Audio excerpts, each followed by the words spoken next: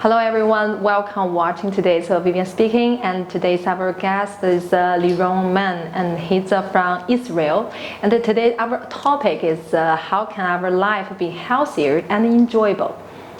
When I first met Liron, I was very excited because I knew he's vegan. And the more I learned about him and his values, the happier I was about our new friendship. He's very thoughtful and caring when it comes to family and friends. Our dog Buddy, cat Kelly, rooster Coco all really loved him right away too. Now we also have a great chef in the kitchen. Like with his music, he works really hard towards perfection in everything he does, especially when it comes to food. So we're very lucky to always have yummy things around. He often reminds me that the most important ingredient is love, and I think it has to do with this passion for life and for everything we put our efforts and energy into.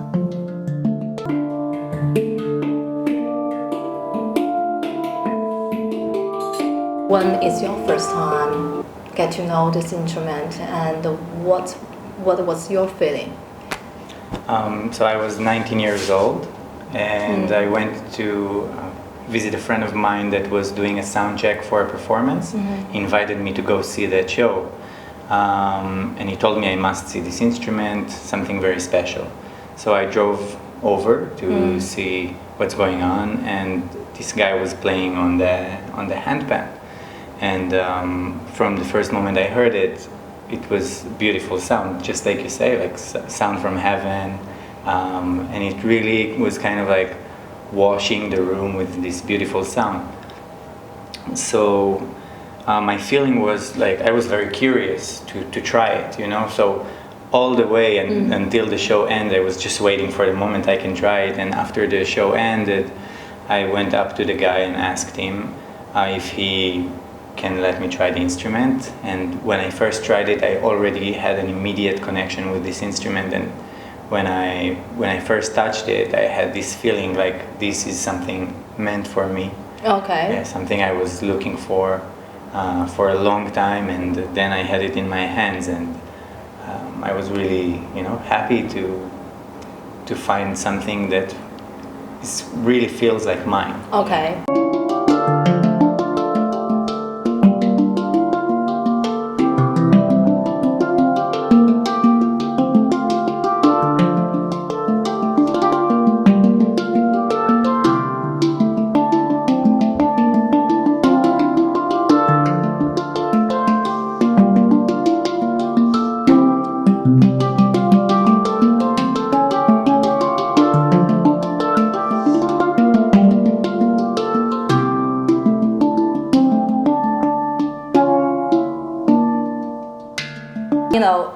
For the handpan, the first time when I touch it, when I try to play it, it's not that easy. Not like you can play the different kind of sound from that pan. So what about you? The first time when you touch that, is that easy for you? Well, because I have music education since I was 6 years old, I have music experience, I play different instruments. And before getting to the handpan, I used to tap on everything, on tables, on my body. And so this kind of like tapping technique really helped me. Yeah. So when I first played the handpan, I immediately started playing rhythms, melodies, and I really felt like this immediate connection. Immediate connection. Yeah, because I never played professionally any percussion instrument before the handpan. And because for me percussion, I really love it, but it's missing the melody. And when I found the handpan, that's what I felt like. I can tap like I'm tapping on everything, and at the same time I can make a melody. So it was really a perfect match for me. Okay. Yeah.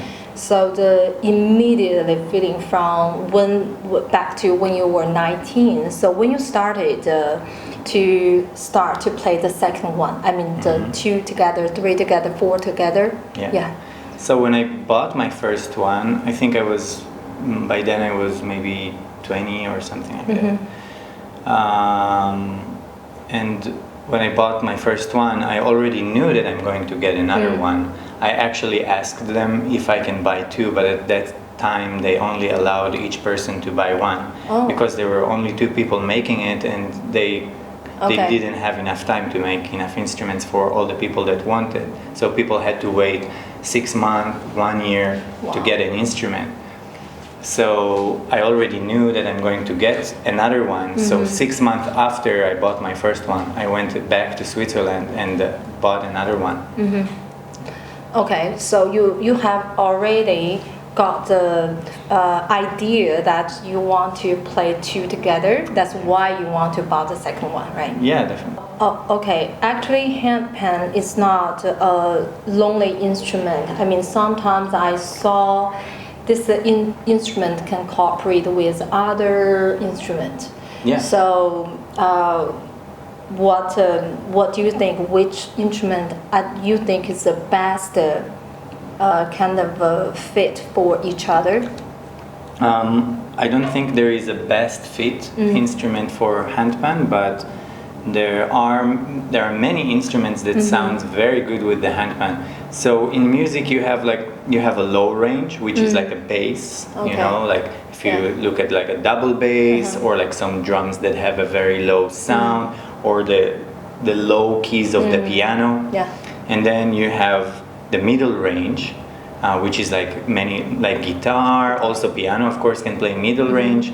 A lot of like guzheng, they also play like the middle range. And then there is the high range, like erhu play a very high note, or a flute can play a high note, and there are many instruments there. So the handpan is mainly in the middle range. It has a little bit of low range and a little bit of high range. But mainly in the Mainly middle. in the middle. Okay. So usually if you add something in the low range and the high range, then it really kind of like make a rap.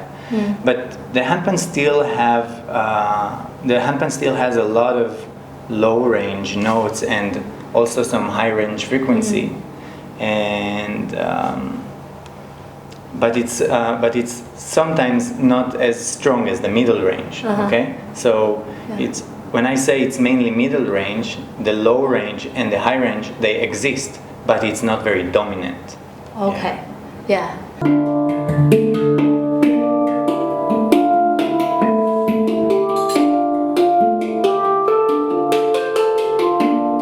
Actually, this is my first time to visit Nancy and Jerom's apartment.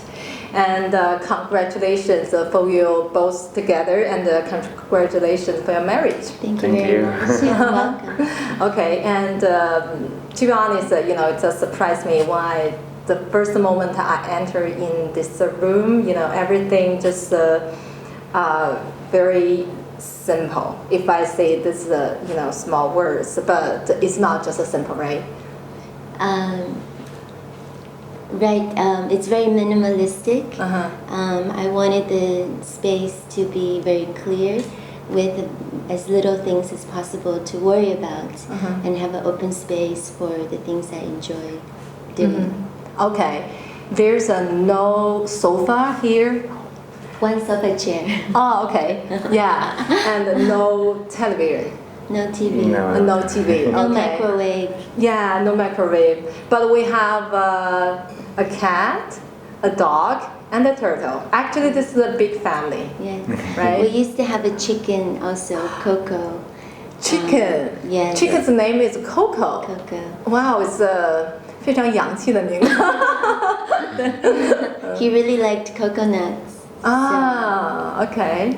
So actually we have we have 一些枯枝。 Dry tree branches. Yeah. So you pick it by yourself? Yeah, I was walking Buddy one day. You didn't come. I wasn't you here. weren't here. And the landscaping people were trimming the trees downstairs, so a pile of them were lying around. And I just took 3. There are 3. 2 down here and 1 upstairs. And I was in Israel at the time, and when I got back, she told me, I gotta show you something. And she was so excited. And I'm like, I didn't know what it is. I thought maybe there's a big surprise waiting for me. And then I see the tree branches, and I'm like, really cool. Okay, Nancy, I know you designed this space, right? Yes. So could you just show us some ideas how you designed or originally? The process of the design started 2-3 years before the actual renovation. Mm-hmm. I read a book by a Japanese lady called Marie Kondo, and she wrote the life-changing magic of tidying up. 中文名字叫断舍离。断舍离。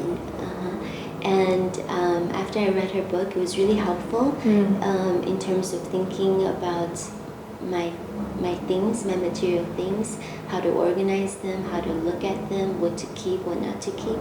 So I went through a process first of getting rid of a lot of things that I didn't need anymore. And I really took the time to think about the things I enjoy doing, like yoga, cooking, a steam shower, painting, planting my own herb garden, reading. So I wanted some place comfortable where I can sit and read. So I incorporated all of these and some space for my animals. So I opened up the kitchen so that it's more open and connected to the living room instead of a separate space. I added a red door in the entry. It's like good feng shui or something. That is really my favorite, you know. Yeah, I started buying lots of pots to plant an herb garden. You know, I have mostly open space, very little furniture, so I don't need to spend a lot of time organizing things and putting things away and taking care of my things instead of myself. Understood, yeah. So that's, and I left all the wall space blank. You know, I don't watch TV, so I also work from home a lot. So my living space is kind of a studio, home office. You know, we have dinner parties sometimes here and invite our guests to try his delicious vegan food. Oh, yeah. I really love the, you know, this kind of works, right?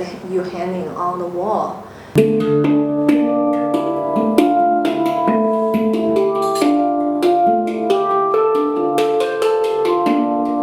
How you two meet each other? Is that secret? No, not at all. We met in a vegan group on WeChat. Oh, okay. So our first introduction to each other was through the vegan group. I saw Nancy was posting something about saving some animals and about not only about saving animals, but in general how we treat animals and how it affects a little bit our environment and ourselves, and we need to have more compassion and be more mindful about how we treat animals. I connected with it because I also believe the way we treat animals, we also treat people. So that really, I related to it, and I added Nancy from the group. And I told her something maybe about what she posted, and I wanted to know a little bit what she's doing. I was interested, and we just talked a very few words. But I think God had another plan for us, and it wasn't enough.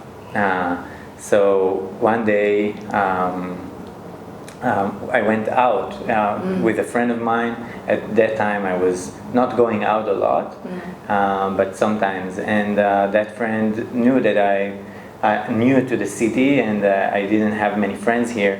And she said, "Hey, come, I'm going out with my friends, you can join us." And I was like, okay, let's go.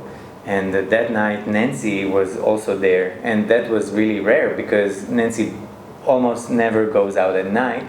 Now when we're together sometimes then we do it more, but when she was single, then if you allow me to say, okay, you can share. She didn't go out much at night. She prefers the daytime, and like it's a better energy.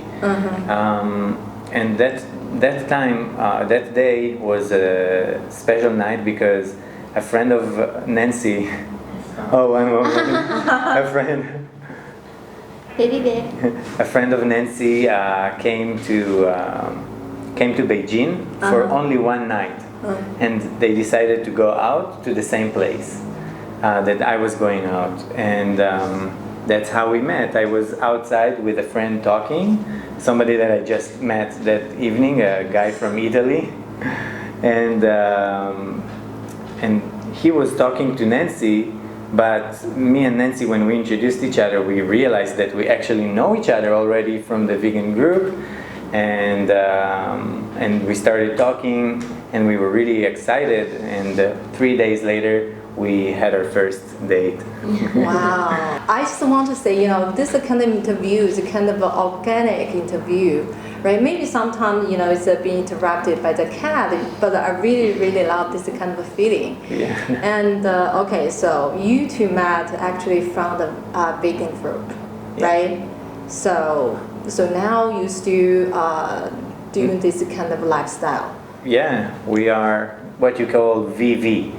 Very vegan. Oh, very vegan. Yeah. And so what's the difference from the vegan and very vegan? No, it's just. I mean, there are different practices. Some vegans are less strict than others. Yeah. Okay. For example, some might still choose to have honey, but nothing else. Yeah. Some might eat vegetables from meat dishes.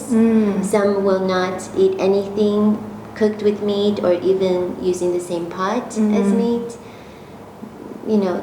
Some wouldn't drink the wine. Yeah. Okay. That are not vegan. So yeah, and it's important to mention that vegan is not only about what you eat. Vegan is about also what you're wearing. It's made from materials that I are noticed that. Cotton. nothing like wool or no silk, and just Feather. yeah, just something from leaves from nature without hurting animals. Yeah.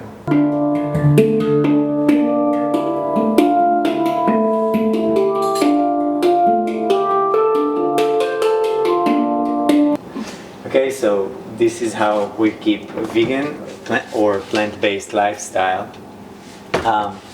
Here on the top shelf we have all kinds of superfoods that are all organic and very nutritious. They are all kind of like supplements, but only from natural ingredients. So we have chlorella, sorts of protein, maya nuts, powder, lots and lots you can see inside. Actually, we have so much that they also go down here sometimes.